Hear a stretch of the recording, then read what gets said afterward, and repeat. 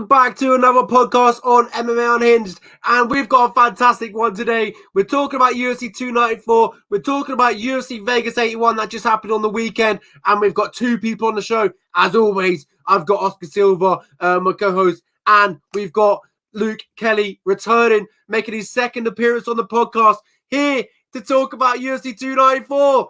Ladies, well, I was about to say ladies and gentlemen, but gentlemen, how are we? I could not be better coming into a fight week where we are seeing four of the very best fighters in the sport of mixed martial arts competing. We will see Volkanovski take a second shot at Islam Makhachev, and we will see Hamza Chimaev finally fight a guy that is cream of the crop in Kamaru Usman. I cannot wait. But first, we must preview this UFC Vegas 81 card featuring Sodiq Yusuff and Edson Barbosa in the main event. I was so impressed with the whole thing. It's one of my favorite comeback fights of the year by Edson Barbosa. He was the underdog going in, and he weathered that storm like none other, man. That guy is as tough as nails. I say we get right into it. Absolutely. Firstly, Kelly, how are you? I'm very good, gents. Unfortunately, I didn't get the chance to really watch most of the UFC Vegas 81, but I can say I will be watching the big event this weekend, or this Saturday, I should say. I'm super excited. I'm almost like I don't usually I get excited, but like this is like super exciting for me. I'm really excited to kind of talk about the fights and I mean the two men that are stepping up for this fight. Freaking legends. That's all I can say. Absolutely. And if you're watching on audio, you've just listened to Luke Kelly speak to Vicente Luque. Luke, talk to us about that, because that's a big deal. That's Vicente Luque, top 10 in the UFC. Incredible. Yeah, no, Vicente Luque. He's a guy I've always wanted to chat with for a long time, and he's a great guy to chat with. Super humble. Very well spoken, but more importantly, he's always been someone I've been watching for a long time. Unfortunately, he knocked out my hometown guy, Chad LaPrise, but that still doesn't stop me from liking the guy. He's a great fighter, and he's just getting better and better. And he's always just a pleasure to watch every single day, or every single fight that he's in. He's never in a boring fight. Let's just put it that way. I mean, I'll never forget his war with Brian Barberina. I mean, that was oh my God, slugfest, great fight. No. And but yeah, no, I was super excited to chat with him. He's a great guy. And for those listening, the interview will be up tomorrow. And I'm super excited for you guys to hear it or listen or watch it. Stay tuned. Yeah, absolutely. If you're on audio, you would listen to it already. But if you're on video, it comes out tomorrow. So make sure you get, watch us on audio platforms. You're getting them videos, the interviews early. So pleasure. But yeah, we will talk about this week, last week, and that's just happened. And that is UFC Vegas 81. So let's move over. Let's get it rolling. The ball rolling. Edson Barbosa. Oscar put it perfectly at the top there. He said he came back. Fantastic. Edson Barbosa has been around for the UFC for a very long time. He's been there, done that, fought the best of the best, the who's who of the featherweight and lightweight division. I said it last week. I said I still think he's got a lot more in the tank, and I think he proved it. Sodiq Yusuff was, he was doing well in the first 3 rounds, but obviously Edson Barbosa, he fought back, came back, and obviously ultimately got the decision victory. Oscar, firstly, throwing it over to you. Impressed with Edson Barbosa's victory, and obviously, how good did he look? Yeah, I'm going to have to take my victory lap here. Out of the 11 fights, I got 9 correct, and 8 of those were absolutely perfect. And this was one of them. I said Edson Barbosa would outwork Sodiq Yusuff. I said he had that 5-round experience. He's a veteran. He's been here before. He's been in these wars. Sodiq Yusuff, not as much, a little inconsistent. Edson Barbosa really gave him a veteran lesson here. He can't just rush the guy and assume he's going to go away. And Edson Barbosa did not go away. He got dropped. I wouldn't even have been mad if the referee stopped the fight. That's how bad the beating was in round 1. I gave Sodiq a 10-8. But in round 2, Edson actually outstruck Sodiq, and he won that round. And after that, it just got worse and worse for Sodiq. And in round 3, we saw vintage Edson Barbosa land that spinning wheel kick, almost knocking out Sadiq Youssef. Youssef is very tough as well, and he was able to survive for the rest of the fight. But Edson Barbosa really gave him a lesson here, and now he's in prime position to go back up into the rankings. This is a guy that a lot of people thought was not far from retirement a while ago. Completely agree. Luke, a very veteran performance from Edson Barboza. Barboza. Is that the best way of putting it? He's veteran. He's been there, but he's been around the game for a very long time, and obviously got the tricks of the trades. Yeah, no, I totally concur with that. Like I said, I didn't personally get to watch the fight at all, but watching the fight after, I didn't see it live, but I kind of watched some clips after and just some of the highlights, and I kind of listened to what people were talking about with the fight, and I wasn't overly surprised. Edson Barboza, he's dropped down.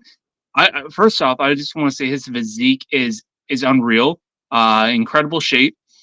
I think that going down a weight sometimes is not always the great move. Sometimes it can really deplete your chin, or it can deplete your cardio. But he's looked great. I think new division change has been great for him. Sometimes, like I said, it can be a risk or it can be a reward. But for him, it's been a reward so far. And yeah, I think with the experience, it's definitely given him. It definitely gave him the edge in this fight.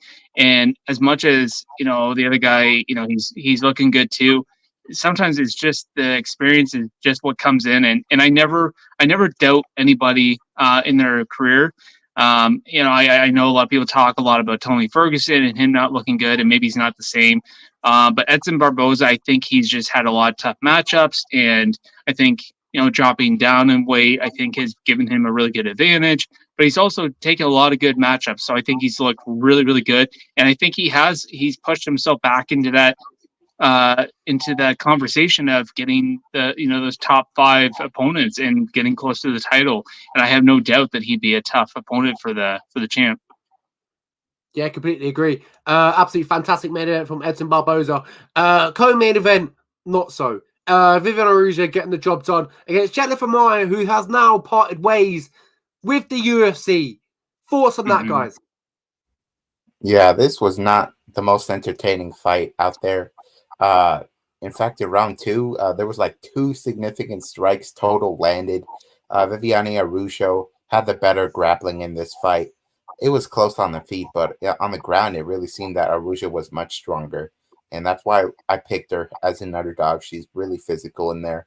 And it's pretty surprising to see Maia go. Not long ago, she fought Valentina Shevchenko in a title fight and actually won a round. So to see her go is pretty strange. But hopefully she does well. And for Araújo, a lot of doubters coming into this one. Good to see her prove it wrong. And she won me money as the underdog. Absolutely. A good, well, not a great performance, but from Viviane Araújo. She got the job done, probably the best way to explain it. And we keep moving on to the next one. And I'm going to throw this one over to Luke Kelly. I'm not, as I mentioned, he didn't watch this, but a fantastic performance for Jonathan Martinez. Leg kicks, leg kicks, leg kicks. This was a fantastic fight card. And I feel like one of the ones that really stood out for me, the best performance of the night, that was Jonathan Martinez. He becomes the second person to finish the fight via leg kicks twice. Him and Edson Barboza, I believe. That's incredible. Yeah, the guy really stands out. Sorry, go ahead, Oscar. Okay, so Jonathan Martinez did not let Adrian Yanez get any momentum in this fight. I thought Adrian Yanez would be able to counter the leg kicks, but it was just too much of an onslaught for Martinez. Yanez just crumpled over after, I believe it was like the 30th leg kick. It was not a good night for him at the office. Yeah, 29 total leg kicks by Jonathan Martinez. This was a complete battering by Martinez, and now he's finally getting his name up there. He's on a 6-fight win streak, and he called out Merab. That's not a realistic fight, but he's actually not that far away from getting into a top 5 fight. Absolutely. It's looking good for Jonathan Martinez. Another TKO finish against Adrian Yanez, who a few fights ago, Adrian Yanez had all the noise. What's happened? That big defeat in his last time out, it's completely slipped my head, against Rob Font. How pivotal and how damaging do you reckon that could be to Adrian Yanez, or do you reckon he bounces back next time out? Yeah, I have to agree. So I wanted to touch upon that. I mean, you guys have already stated the elephant in the room. I mean, Martinez looked amazing, but I do want to talk a little bit about Yanez. I mean, sometimes we don't always talk about the one that loses here, and I gotta say, Adrian Yanez, I was a huge fan of. I got a chance to chat with him several times. He's a great human being, great guy. He was up and coming. I honestly, in my bones, felt this is the guy who's going to get a title shot in a year or so, depending on how fast you get through all the fights. But I really thought that Adrian Yanez was, and he still could be.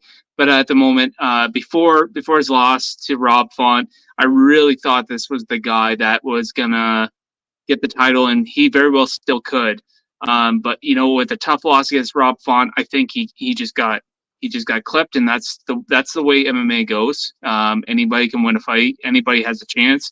Rob Font, tough opponent, but I really thought, if he got through Rob Font, then we'd begin serious talks about him getting a top 5 guy. Like, maybe one fight and possibly get into the title. Maybe I'm jumping too fast here. But that being said, Adrian Yanez, it's tough to see him lose again. And this time, I mean, I don't care who you are. You take 30 leg kicks in a certain spot, your legs are going to go. And I believe his knee, I think he had a MCL tear. I believe so, if I'm not correct. But yeah, he just, you only can take so many. And I think Martinez just found the recipe to stop that movement from Adrian Yanez, as his striking is unreal. I mean, he kind of reminds me of like Masvidal a bit. I mean, they're both Latinos, but I mean, he reminds me kind of like Masvidal, and I think I think Martinez found the way to beat him. And it's just unfortunate that now Adrian Yanez, he's been stopped twice, and you got to wonder where his mental game's going to be. He was unstoppable. It seemed like he was unstoppable. He was knocking everybody out, and you got to wonder what that's going to do to his mental state. As much as he's a humble guy, it sucks to see him go the way he has.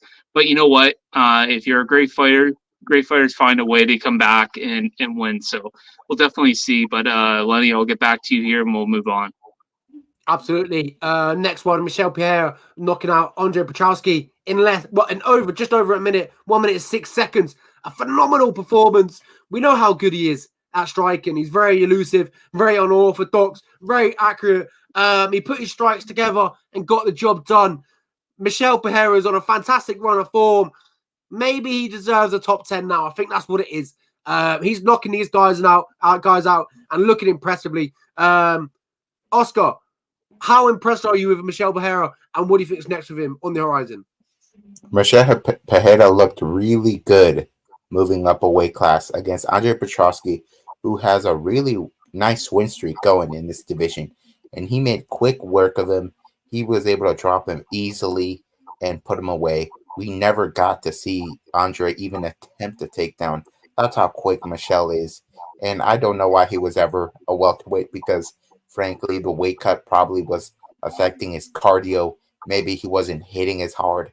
And my God, he hits hard at middleweight. I cannot wait to see what he does next.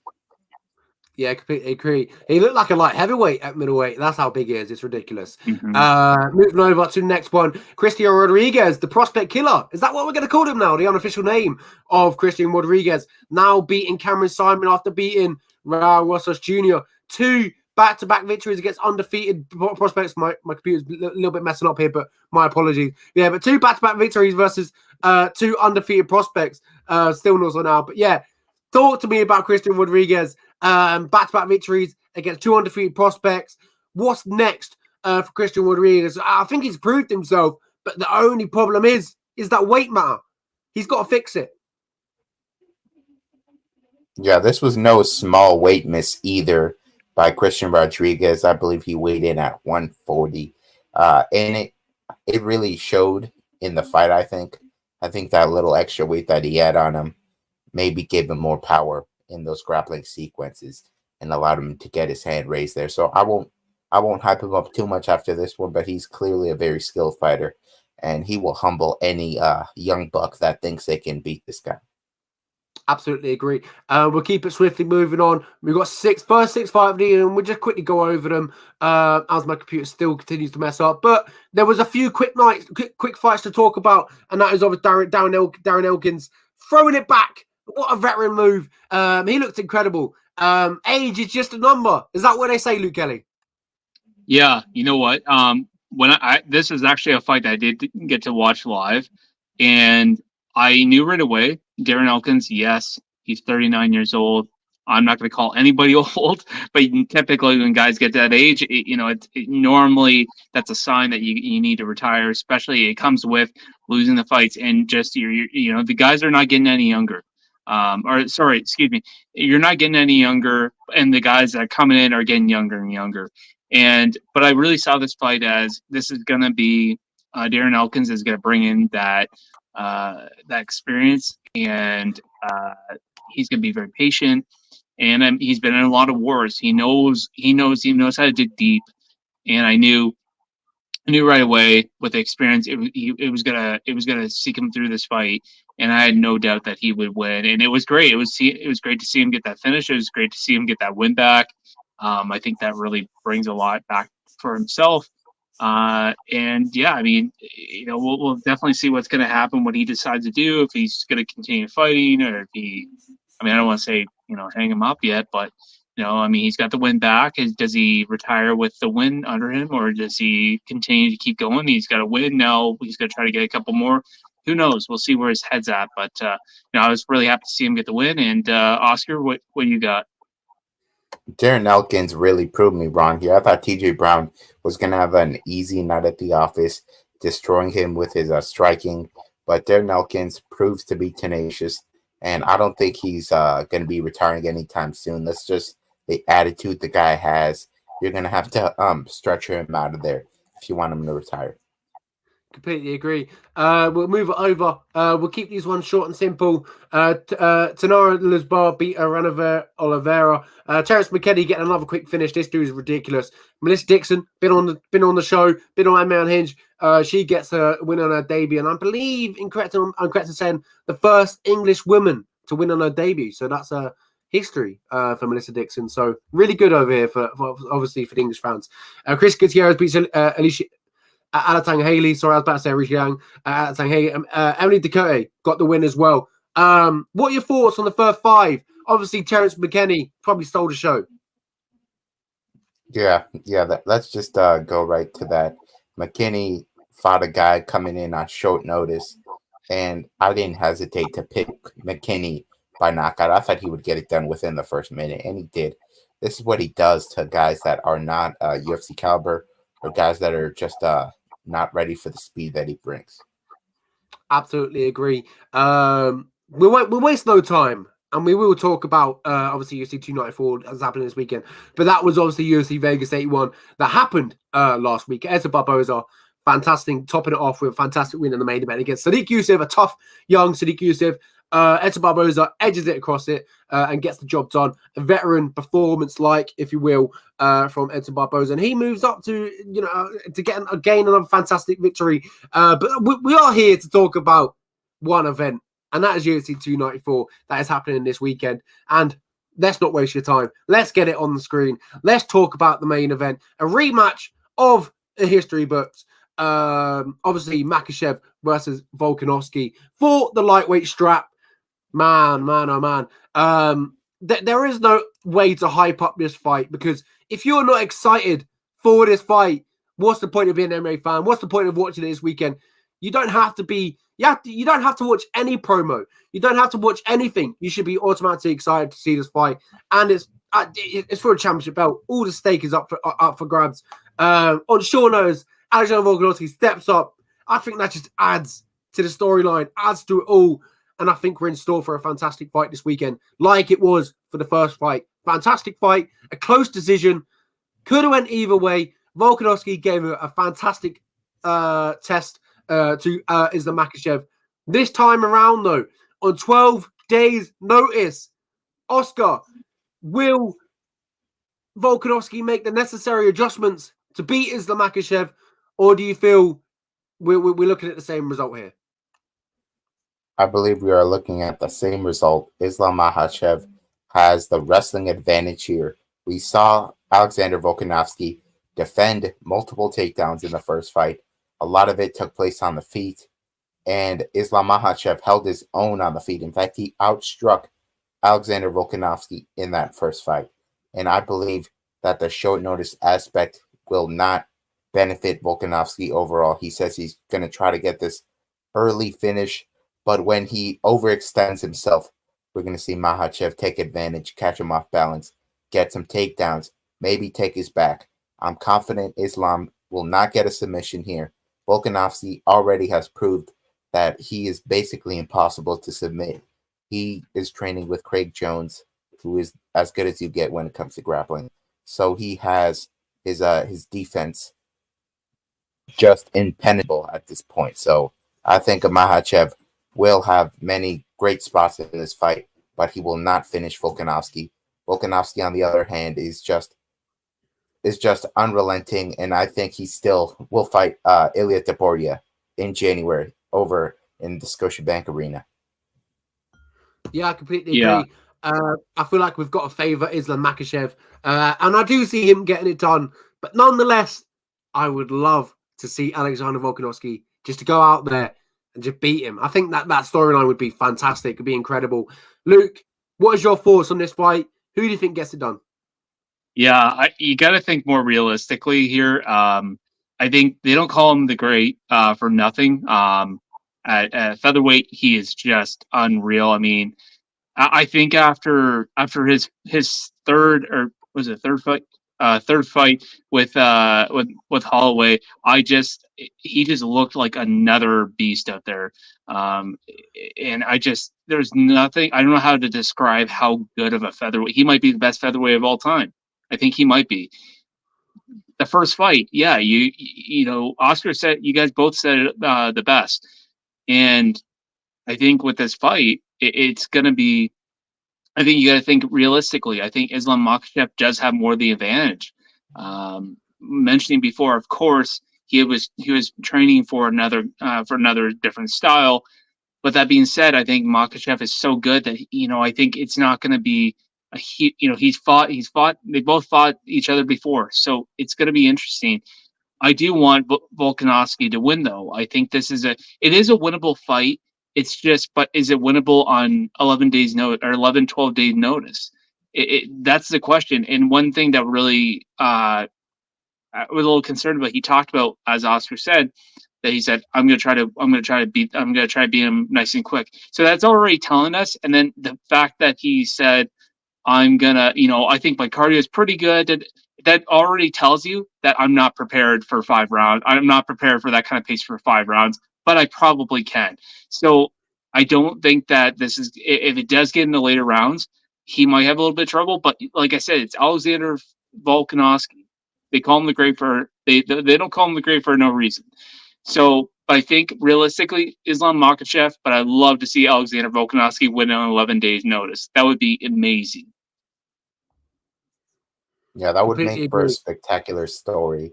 That would be a story we would tell our grandchildren, for goodness sake. I think that would be spectacular, but I think Islam Makhachev will prove once again that he is the best lightweight in the world today. And I think after this, we're going to be looking at a fight with Justin Gaethje or Charles Oliveira. Either way, I think Islam only has great things coming to him. And for Volkanovski at featherweight, as I said, he's got Ilia Topuria waiting for him. And I do think he's crazy enough to turn right back around and fight him. And I say win or lose, he still fights Ilia. Yeah, definitely agree. I'm looking forward to it. Hopefully, we have a good fight this weekend. I'm ensured that we're going to have a good fight in this weekend. So make sure to tune in. Makhachev versus Volkanovski. Nonetheless, nothing else to say. Great fight. Looking forward to it. But the next one is fantastic as well.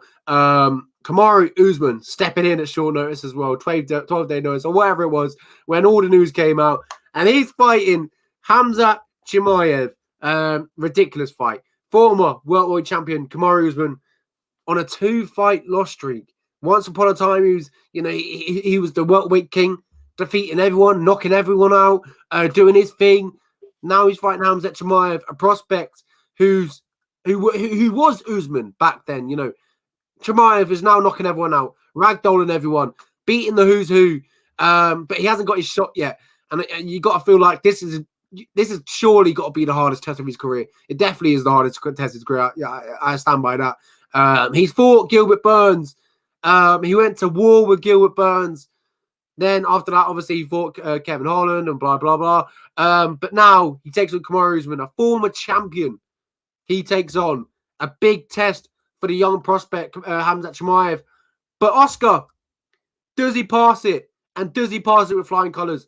Or is Kamaru Usman's experience, ability to mix up inside the octagon going to be way too much for Khamzat Chimaev? I feel like the MMA community has been waiting for this fight for years now, ever since Khamzat Chimaev made his UFC debut in 2020 on Fight Island.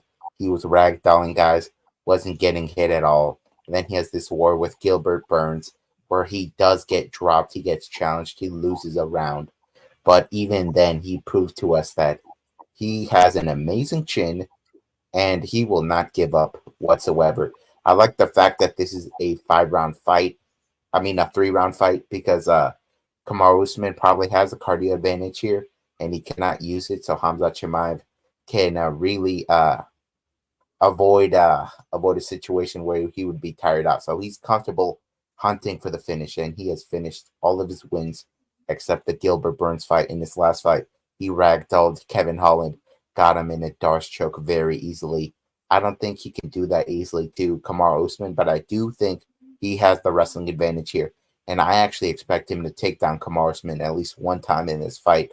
He's just a really big guy. He's a natural middleweight. It's nuts that he was a welterweight. I think he will hurt Kamaru Usman on the feet.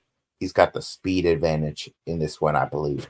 And Usman, he did not look the same against Leon Edwards in the trilogy fight. I really thought that Kamaru Usman would recapture the belt because he won 4, or was it 3 out of 5 rounds in the second Edwards fight. But in that fight in London this year, he looked a little slower. He didn't really go for the kill as much in that fight.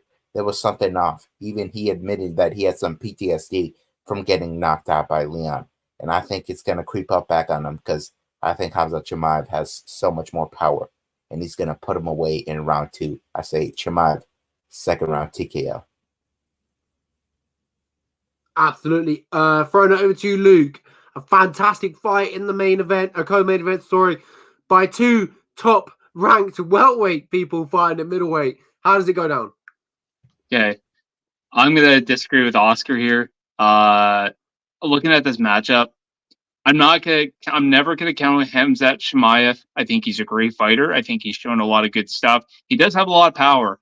However, you got Kamaru Usman, who, yes, he didn't look the same in the second fight with Edwards. However, I do agree that I think a lot of the head games played in that fight, and it is hard when you almost dominate an entire fight, and you have the fight won, and someone knocks you out in the last 58 seconds of the fight.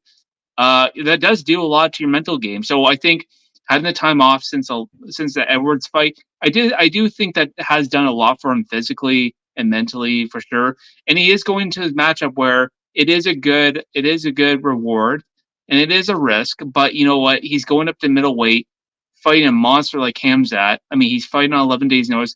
I would hope for the mental game that would do a lot for him, knowing that, you know what, there's no real pressure. If I lose, who expects me to win against a guy who's fully prepared, who has a full camp, and I'm coming in on 11-day notice? Who is expecting me to win? So I think that does help him with the mental game, which will also help him through the fight. In terms of experience, I think he just knows what to do in every single with every single matchup. He knows how to adjust. And with this matchup, I think Khamzat Chimaev, I wouldn't be surprised if he got him down maybe in the first round, but I think Khamzat is going to use a lot of energy. It's a 3-round fight. He's fighting in he'll be fighting with a, I guess, home crowd, even though he's from Sweden. But I think fighting in his in his people's eyes, I guess, if that makes any sense. But he's fighting at home. He's got to. I think he's got to throw a lot of energy. He's got to want to put this guy away quickly. Making a statement off a name, and I think expending a lot of that energy. And I think Usman, he's just been in there for 5 rounds for a lot of these fights, and I think Chimaev too. I think he's got some cardio issues. I believe it. I believe this is going to be a fight where everyone's expecting, this guy's coming in 11 days notice, he's got no chance. I think it's going to be a lot. If Kamaru Usman doesn't knock him out or win, it's going to be a lot closer than I think a lot of people are giving him credit for. But I still got to go with Usman. I'm going to go with prediction right now, 3rd round TKO. Wow. Absolutely would be phenomenal. I'd love it. I'd love that. A bit of a hot take, I know. You better bet some money on that because he's a massive underdog in this fight. Chimaev is a 3-1. You know what? I have no choice but to.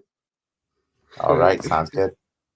MMA is a wild game. Anything can happen. You never know in this sport. It's ridiculous. If that does happen, Luke, make sure you enter the lottery that weekend, or the week after. But yeah, my budget is $5, a couple pennies.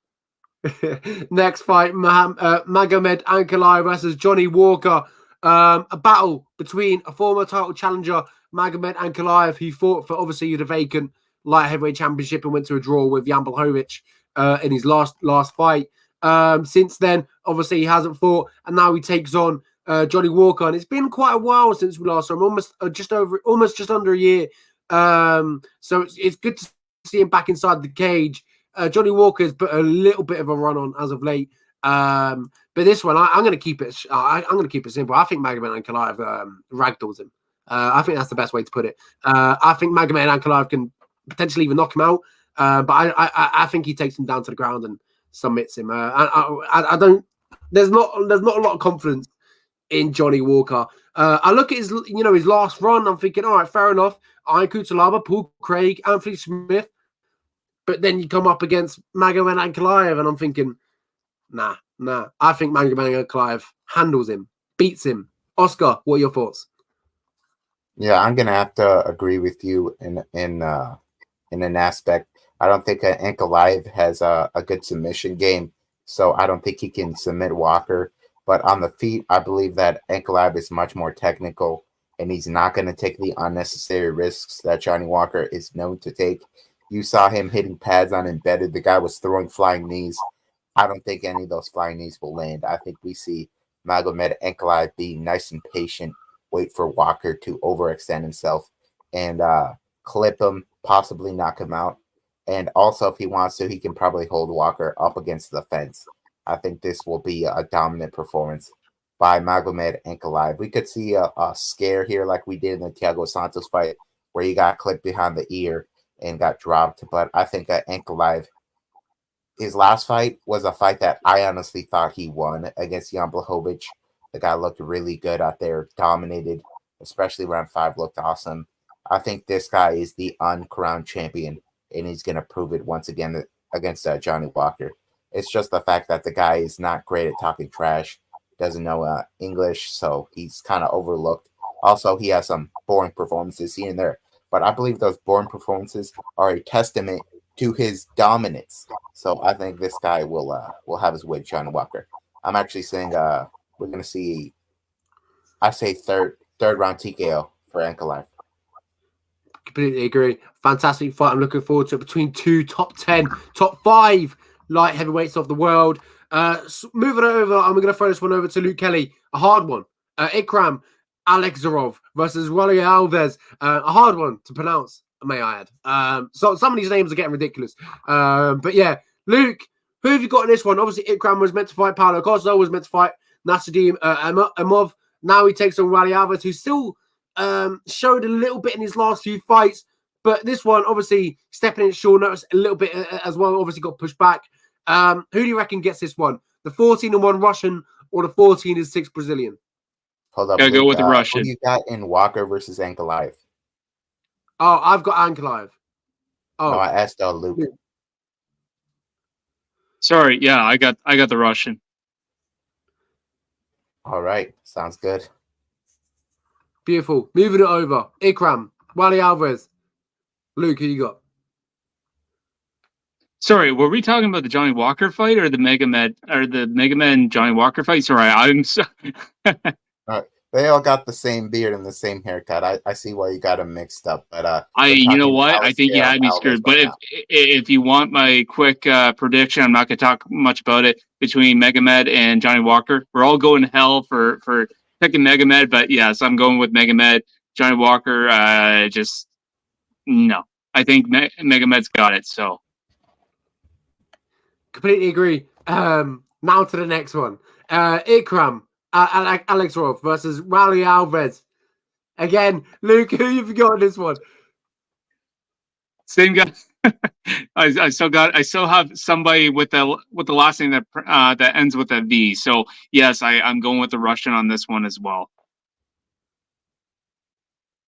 Oscar, Okay, and obviously, Ikram was meant to fight Paulo Costa. Nasuddin Imov. A bit of a fall from grace, shall we say? You know, Dana White has bigged him up a lot. Will he live to that? You know, the praise from the president of the UFC. I think he will. I think Ikram Aliskerov is a monster. He can fight guys in the top 5 right now and win. I think Wale Alves is a guy that has an up and down career at welterweight. He's moving up now, and that's going to be bad news for him. I think he gets finished brutally here. He could get Camoran on the ground. He could get knocked out on the feet. I think he gets knocked out in round 2. What Ikram did to Phil Haas was so wild. He got him with the cleanest 1-2 you'll see, and he dropped him like a bad habit. I think he does the same to Warley Alves. Completely agree. Fantastic fight. Looking forward to it. Next one, we're going to start off with obviously Oscar Silva. Said Nurmagomedov returns back to the octagon versus Munin Gofurov. This one, Said, you know, he showed a lot of potential. Obviously, at the beginning of his UFC career, you know, he really showed a lot. Everything that we kind of wanted to see, but he was different. Obviously, with that Nurmagomedov name. You know, he brought a different, game. Obviously, he lost against Ronnie Barcelos. You know, he's beat some really good guys, Ricardo Ramos, Cody Stanman, Douglas Silva, de Andrade. But he lost against Jonathan Martinez in his last fight.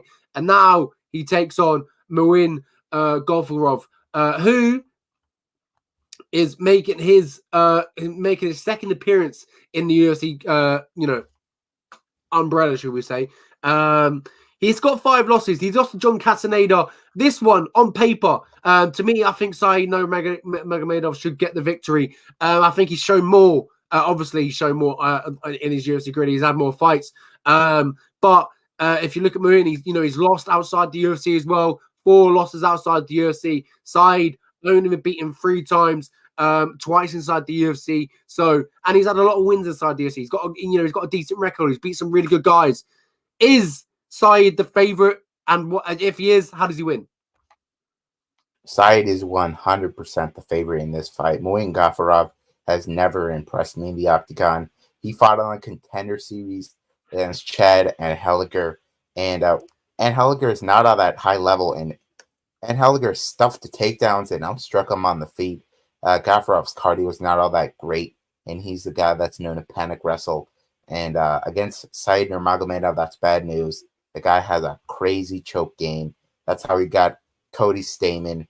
That's how he got Said Kakhramonov. I think Muin Gofurov is in for a tough night wherever the fight goes. Said will use his range, his kicks to pick apart Muin, force him to shoot, and get a choke in. I think he probably gets himself a guillotine in round 2. Completely agree. Fantastic fight. And we'll move it over to the next one, and we're going to ask the Luke Kelly, Mr. Kelly, about this one. Tim Elliott, the veteran, taking off Mohamed Merkev. Mohamed Merkev, obviously representing Britain, representing England. He takes on Tim Elliott, the hardest test of his career. This one, Tim Elliott, I've been watching his Twitter all week. He's been having steak and whatever it is, and he's been updating it. You know, he's a funny character. But looking at who's coming across the cage, a 9-0 prospect in Mohamed Merkev. Is it too much of a deal? Too much of an uphill battle for Tim Elliott, you think? Yeah, you know what? This is kind of a matchup between the veteran and the prospect, in my opinion. However, Tim Elliott, I think he's been in there for a long time. I think he does have the veteran experience. But that doesn't always help you out. And I think something tells me my heart's kind of going with Muhammad Mokiev. Sorry, excuse me if I screwed his name up there. But Muhammad, I think he's just way too skilled. I think he's just one of those guys that's gonna just run.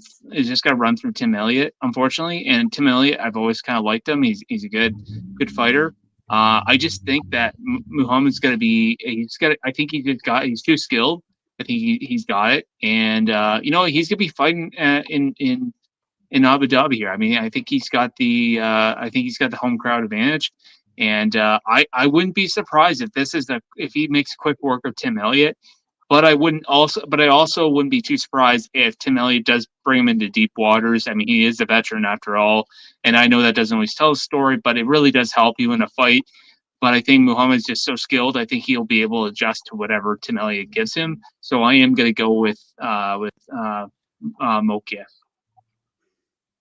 Yeah, I'll have to echo your sentiments there. Makayev definitely has a wrestling advantage here.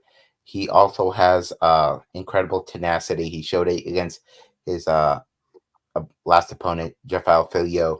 He got stuck in a nasty knee bar. Everything popped. He didn't quit. He went out there and still got that rear naked choke. Against Tim Elliott, Tim Elliott actually is known to tire out a little later in fights. And I think Makayev will take advantage of that and get himself a third round submission, similar to what he did against Malcolm Gordon. He was actually losing the Malcolm Gordon fight, and he still found a way to get a submission. Tim Elliott has found himself stuck in submissions and scrambles before, and I think Makayev is a guy that you can expect to improve on a fight-to-fight basis because he's this young. He's only 23, not even 10 pro fights deep, and I think he makes a statement against Tim Elliott. The guy has been calling for guys higher in the rankings for a while now, and I think he finally gets his wish with a win here. Yeah, completely agree. Looking forward to it. Next fight, we're talking about Muhammad Yahya versus Trevor Peek. This one, a close one on paper. Trevor Peek, and has looked sort of good in his last few fights. Obviously, given the last fight he lost, but he has sort of it impressed me somewhat. Obviously, the fantastic performance on the Extended Series, and obviously beating Eric Gonzalez, obviously in his UFC debut. Other than that, he lost the decision against Chepe Mascarao. But now he takes on Muhammad Yahya, who is making his UFC debut. Outside the octagon, he's fighting for UAE. He's fought for Bellator. And I've got to be honest, he hasn't fought the greatest of names, the greatest of records. He has lost to guys who are 3-0, 1-0, 9-1. That's respectable. But 3-0, 1-0. You got to look at that and you got to think, where have them guys actually gone on to go on to do? But he lost to Dan Collins, who's now 5-0, so that's probably respectable as well. The other guy he lost to is now 3-3. But given what I said, he hasn't fought the best guys outside the UFC. It's a big test to come in and try and win on your UFC debut. The greatest of fighters lose on their UFC debut. I think the percentage of winning on your UFC debut is less than winning. It's crazy. I don't know what the odds are, but I needless to say, I've got Trevor Peek in this one. I think he's got fantastic hands, and I think he's gonna maybe not knock him out, but not cruise to a decision victory. I think it'll be close, but I think he's going to use his hands to get the job done. Oscar. Yeah, so Yahya is not a grappler, and grapplers are what gives Peek problems. Also, guys that are higher level strikers. That's not going to be the case here. Yahya has been knocked out before. Peek is wild in every sense of the word. The guy will hit you from any angle. He's the only guy I've seen in the UFC that likes to throw a standing hammer fist. And I don't think Yahya is high level enough to avoid those. I love that Trevor Peek loves to go to the body too. Trevor Peek actually might lose the first round. He's a little reckless with his defense, as I said. So he might get put in trouble here and there. But I think Yahya will crumble under the pressure of Peek and get knocked out in round 2.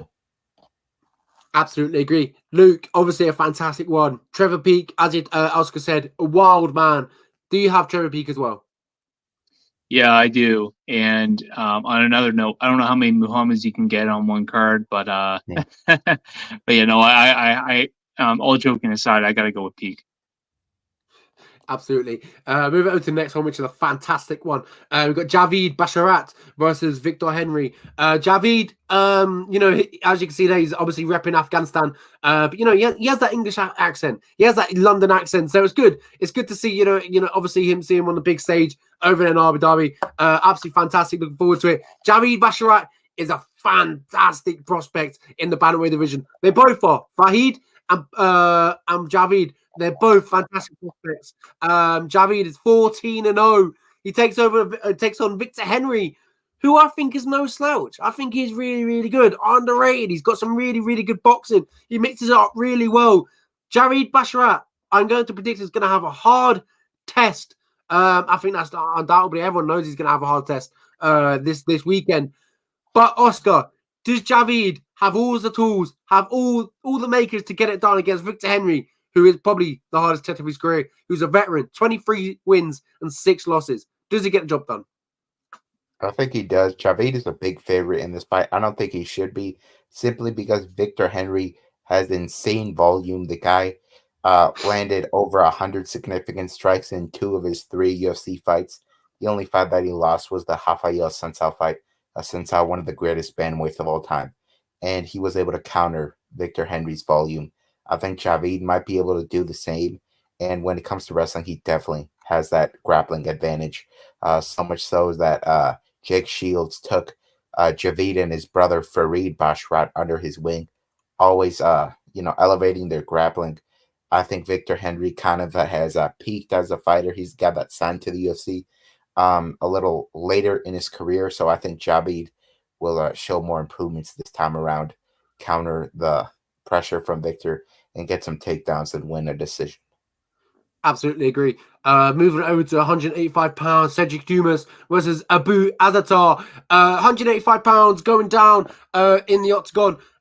Dumas obviously, you know, showed a lot in an improved game in his last fight. Other than his debut, you know, he didn't really show much. But in his last fight, he showed a lot better game of himself. Impressed me a little bit, and he takes on Abu Azatar, who's been outside the octagon 2 years. 2 years. That's a lot. That's a long old time to be away from the octagon. Does that affect his performance? And last time out, he obviously got TKO'd versus Marc-Andre Barriot. Luke, I'm going to throw it over to you. Is 2 years outside the octagon, obviously 2 years outside the octagon, is going to affect your performance, whether you're Dominic Cruz or not? Dominic Cruz doesn't believe in ring rust is incredible, but does 2 years affect his performance? And does Dumas beat Abu Azatar? You know, ring rust I think is a legit thing, but I think it's only if you make it to be. And what I mean by that, like, if you take off 2 years and you do nothing with those 2 years, if you decide to take off 2 years because you need yourself to heal, great. There's nothing wrong with that. But if you're taking off 2 years to heal, but you're also going to different gyms, you're trying to get better, you're training with different people to challenge yourself. You know, you're going out and you're challenging yourself to be better. I think in that sense, you don't get the ring rust. In that sense, I don't know what he's been doing for the 2 years, but let's assume that he has been stepping away, getting better. Let's assume that he is. I don't think ring rust is going to be a thing for him. I think if anything, he could look like 10 times better and shock everyone. So with my heart, I'm going to go with him. It's I think he's going to really show improvement. And sometimes stepping back is the best thing you can do in your career. I don't know if 2 years is great, but taking some time back, taking some time back is definitely sometimes beneficial. So I think I'm going to go with him. Man, this is super tough. I feel like you got to take the lesser of two evils in this fight, if I'm being honest. We have Cedric Dumas, who's really inexperienced. He got easily submitted by Josh Fremd in his debut. Then he fights Cody Brundage. I felt like he lost the fight for himself by continuously going for guillotines that weren't there, getting stuck on bottom. And Abu Azaitar is a guy that's actually very wealthy, does not have a ton of motivation, is coming off a long layoff. And in his last fight, he gassed horribly. he lost with like 20 seconds left in the fight because he was so gassed. I've never seen a guy so tired in there. So it's hard to pick either guy, but I will have to go with Dumas just because we know how he looks more recently. And Azatar, who knows what's going on with him? Maybe he's coming in with some injury. Who knows? I will have to pick Dumas. He's also got a height and reach advantage here. Hopefully he can win this fight by decision. Absolutely. Looking forward to it. Here are the first 4 fights of the evening. Bruno Silva versus, wow, Sharabudin Magomedov. How was that, Oscar? That was perfect. Hey, look at that. Hey, I'm getting better, maybe. And obviously, Junior favorite takes on Victoria Dudakova. Nathaniel Wood, I don't know how to pronounce that one. That's a good one. But takes on Mohamed Naimov. And obviously, Anshul Jubli takes on Mike Breeden. A little bit of history going down this weekend. Obviously, we've got 7-0 Indian. We've had a few Indians inside the UFC, and we've got another one signed recently. I forgot a name, but a woman off the top of my head. She enters the UFC. Obviously, Dana White got asked the question if they want to get into that market. Obviously, it's a lot of pressure for Anshul Jubli to get the job done. Fighting at 155 pounds, he takes on Mike Breeden, who's 10-6 inside his MMA career, and he has fought inside the UFC before, but obviously hasn't had the success. He's 0-3. So, given that said, he has fought Natan Levy, Alexander Hernandez, and Terrence McKinney. So that all them three are no slouches. They're decent. But does Anshul Jubli get the job done? Oscar. Yeah, I think that he is way too big of a favorite in this fight. He's not beating anybody good. And Mike Breeden, on the other hand, the poor guy lost on the Contender Series, and they brought him in to fight Alexander Hernandez on short notice, got flatlined. Then he had to fight Natan Levy, got dominated there. And then he, I think it was the Evan Elder fight that he lost as well. I just think he's had a tough stretch there, and I feel like he can prove himself in this fight against Jubli, who I believe is overhyped, doesn't have an outstanding skill set in any area. He won his debut with his wrestling and his ground and pound. I'm not confident he can do that to Breeden. Breeden is much more seasoned. I think Breeden can pressure him. He's probably got more pop on his punches as well. I'm going to have to go with Michael Breeden here to win by decision.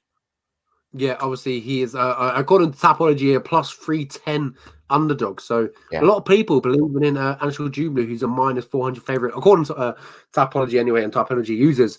Moving it over to the next fight, my guy, Nathaniel Wood, taking on Mohamed Naimov. Nathaniel Wood, I think, is underrated. Obviously, I believe that. I'm very biased. But I feel like he does some really, really good work inside the octagon. Really good work inside the ring. If you look at his last few wins, Andre Feely, Charles Jourdain, Charles Rosa, he's been looking really good at featherweight. I can't even lie. I think he's looking the best he's ever looked in the last few years. You look on his opponent. He's making his second walk to the octagon. Obviously, he beat Jamie Malarkey with a fantastic performance. TKO'ing him. This one, it seems, obviously, I'm going to favour Nathaniel Wood, so I need a neutral to kind of back it up. But obviously, I'm taking Nathaniel Wood by knockout or TKO. I think his leg kicks are phenomenal. When he's striking, he mixes it up. He doesn't just go head. He's body, head, legs, shoulder. He will kick anything. He will hit everything. He remixes up really well. You don't know what angle he's coming at. He's always in and out of the pocket. He's got fantastic striking, and obviously he can mix up well with his grappling as well. But he doesn't tend to lean on that because his striking's that good. So I'm going with Nathaniel Wood by TKO. What are you guys going for? Obviously, I'm biased. We'll go with Luke Kelly first. No, I'm going to go with Nathaniel Wood as well. I can't cancel anything out in our picks here. No, what Nathaniel Wood, what I really enjoy about him is that he's been in some really tough fights, and he kind of knows what it's like to get in those wars. And he just throws everything, and I just like his activity that he displays in the fights.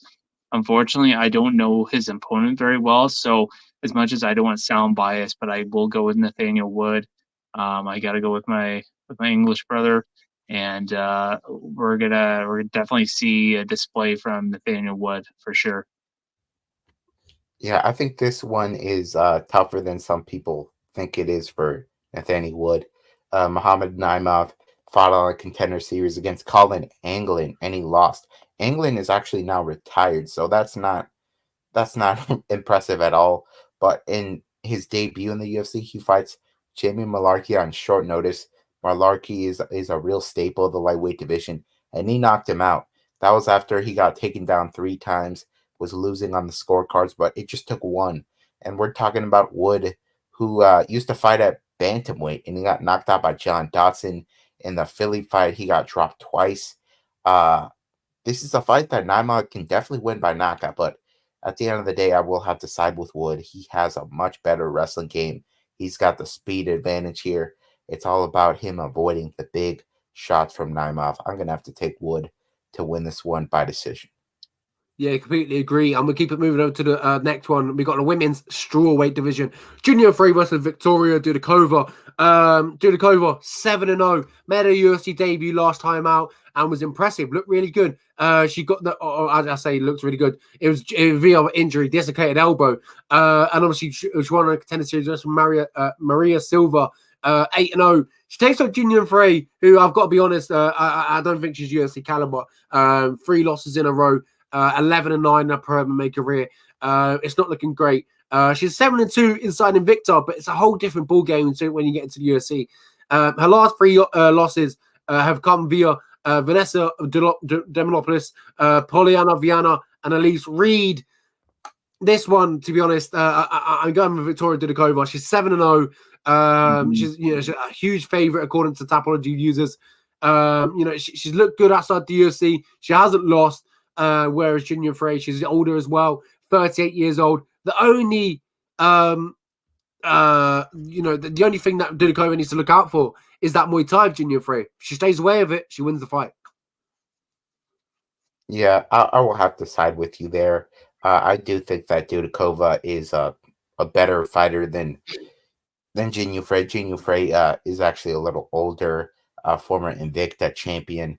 I think she gets taken down in this fight over and over again. Dudikova won her first fight in the Octagon in the Contender Series, and she had, I believe, her ACL was torn, something like that, and she was still able to get takedowns constantly. And then in her debut, she fights Estela Nunes, slams her to the ground, breaks her arm, and now gets Jin Frey. She can finally make the proper debut, and I think she wins by unanimous decision. Jin Frey losing to Vanessa Demopoulos on the feet. I thought that was a complete robbery, but still, that shows you that Frey's defense on the feet is not great either. So maybe Dudikova can show off in that sense too. And also, she's undefeated in Russian. You got to take her. Completely agree. Move over to the first fight of the evening. We got Luke Kelly going to break this one down. Bruno Silva versus Sharabuntin Magomedov. This one, I got to be honest, Sharabuntin obviously making his UFC debut, 11-0, as you talked about it. If there's 11-0 or an undefeated Russian, you most likely got to take him. But if I'm looking over opposite him, we got Bruno Silva, who's very experienced, fought the who, well, not the who's who, but he's fought some good names inside that middleweight division. Yeah, he hasn't probably come out of it well. He's fought Alex Pereira, went toe-to-toe with Alex Pereira, a good striking battle. Fought Jared Mershaw, got guillotined. Obviously, in his last fight as well, he fought Brendan Allen. He also got rear naked choke. If you look at them 3 losses, I'm thinking, all right, then, some of them, some of the best in the world. Obviously, Alex Pereira, he's fighting for a UFC light heavyweight championship.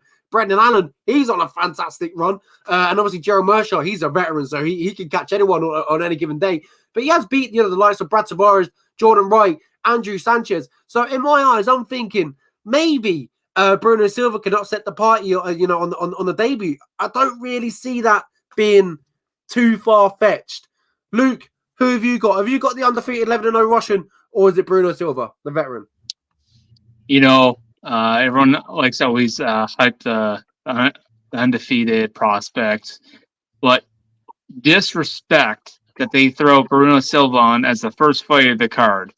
I really didn't think that they would do that, but they have, and I am gonna stand by Bruno Silva here. I think he's just fought who's who. He's fought a lot of guys that are not up and comers, but he's fought a lot of guys who are on the chase for the gold. And I don't think he's ever looked terrible in those fights. I think that he has the ability to get there as well, and that's why I'm kind of picking him over this prospect. This guy's undefeated because everyone's undefeated until they match up with someone who's over their caliber, and I think that's a guy like Bruno Silva. And I think that Bruno Silva, he's got that it factor over this prospect, and I think he's going to come in and he's really going to showcase a lot more skill. And I'm going to go with second round TKO. Absolutely agree. It's a lot to ask for Sharabutin, to try to take this fight on his UFC debut. Who, Bruno Silva is, ranked, just outside the top 15. A few wins, he's inside that top 15. Oscar, who have you got? I know you've probably got something up your sleeve. You probably know something about these two men. Oh yeah, I know something about these two men. So Shar Magomedov is the only fighter in the UFC that is blind in one eye. The guy is the second coming of Michael the Count Bisping. I think this guy is a savage. If you're fighting with one eye, you gotta have one eye. Yeah, you gotta have some natural talent, and I think he does. Yeah. He's got real power, ton of knockouts on his record. He has a kickboxing background, and he's undefeated in MMA. He's fighting Bruno Silva, who gave Alex Pereira one of the toughest fights of his MMA career.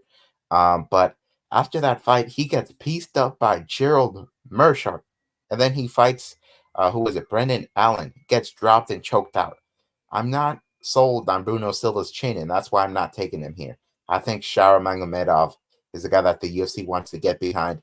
He's one of the most terrifying looking guys on the roster. I think he gets himself a second round knockout here, but it will be a slugfest the whole way through. Yeah, completely agree. Some good points. Not an argument, but a point back to is there's only so much you can see, unfortunately, with one eye. Yeah, that is true. Michael Bisping, when he fought George St. Pierre, the man behind Luke, he got dropped because he couldn't see the punch coming, and then he got choked out. And talking about George St. Pierre, I got a little piece of news for you guys.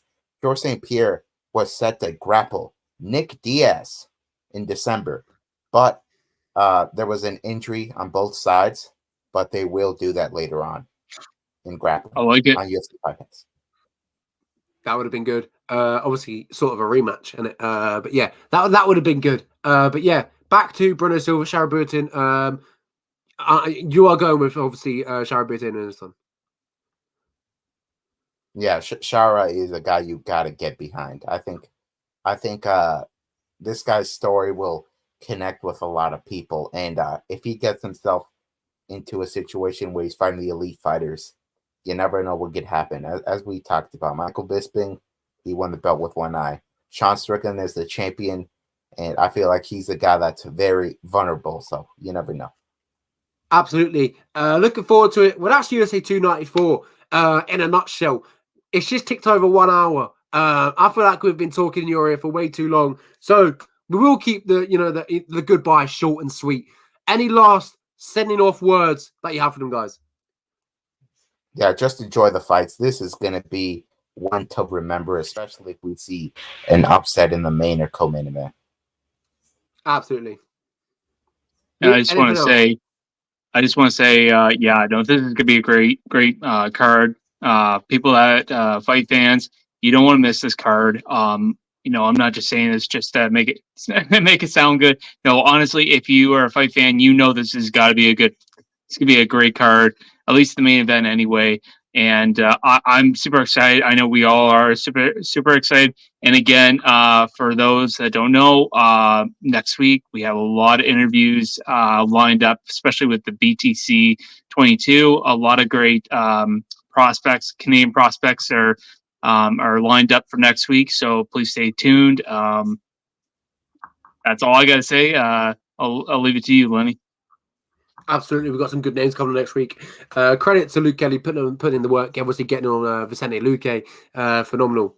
You listened to that interview earlier on, so fantastic interview, loved it. But yeah, make sure you catch us same time, same day next week, Thursday, when we get a recap it all and talk about what happened. A lot of can happen this weekend, and we get to finally talk about it. But yes, we've got to get past this weekend first. So make sure you're watching UFC 294. Make sure you watch us next week on Thursday. We'll catch you all soon. Thank you very much and a goodbye.